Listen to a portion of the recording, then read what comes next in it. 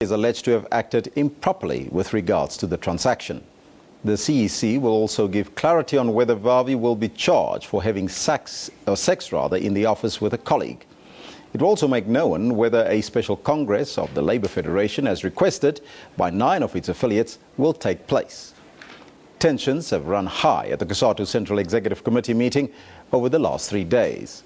The Labour Federation's largest affiliate, NUMSA, has been at the centre of the drama, arguing with 8 other unions for a special congress to be held to once and for all determine the future and leadership of Cosatu going forward.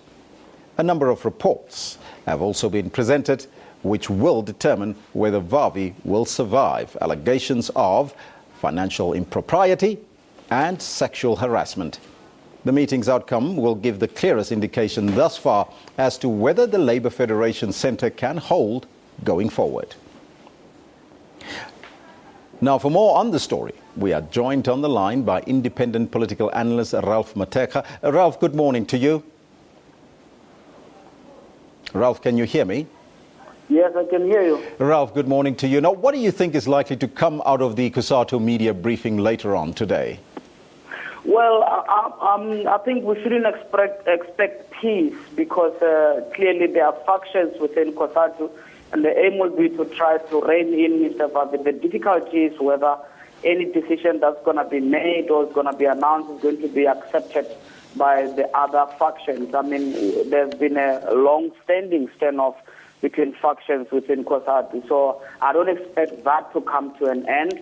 And the key, or if there is going to be an interesting development, it will have to be a matter of coming up with an acceptable decision to both factions. And that's highly unlikely to happen. Now, is Vavi likely to be dismissed? And if that is the case, do you think that NUMSA will be heading for a breakaway? I think they will be quite wary of just dismissing Mr. Vavi. I think what will be important and procedural will be maybe to inquire as to his conduct and give it much more extensive investigation within Cosatu instead of just dismissing him. And I think similar on the other side is that the whole query, the whole issue will not be set aside. I don't expect them to say, let's just move on and forget about that. I'm expecting them to try to announce something that has to do with investigation into this, while at the same time they'll be trying to broker peace in between the factions. Is the allegations, though, enough to hold Vavi accountable, you think?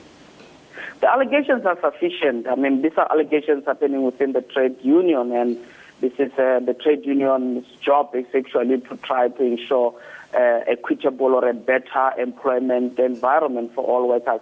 And this allegation are facing in the context where, as is being stated, a junior has allegedly been involved in this kind of a relationship with Mr. Vavi.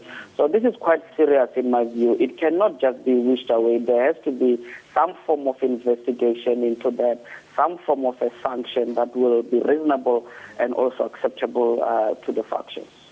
What will be the impact if there is a breakaway? Let's assume. Cosatu is already weak, and I think that as much as affiliates might feel stronger on their own, the likes of NUMSA might feel that they've got sufficient members.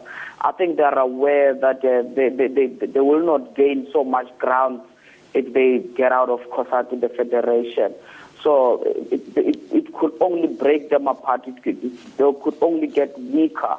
And I think they would like to avoid that. It would be worse.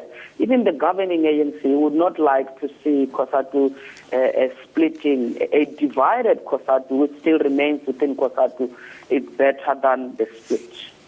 Now, we understand that the committee took a resolution to investigate NUMSA's conduct over the past few months. Do you think they are doing so because NUMSA have been criticizing Sudumo Dlamini, the president, in public? It is because of that. Also because I think NUMSA seems to have operating as a completely independent affiliate that is not subjected to the rules and principles within Cosatu. So that itself certainly warrants some form of inquiry so that at least the picture of Cosatu as a unitary federation still exists. And NUMSA has been defying that picture in a way that we could say they've just been brazenly supporting Mr. Vavi, not caring about the position of Cosatu as a federation. So that itself warrants some form of inquiry. Of course, this exists in an environment of suspicion between NUMSA and other affiliates and even Cosatu itself. Thank you so much. That's Ralph Mathekga, independent political analyst.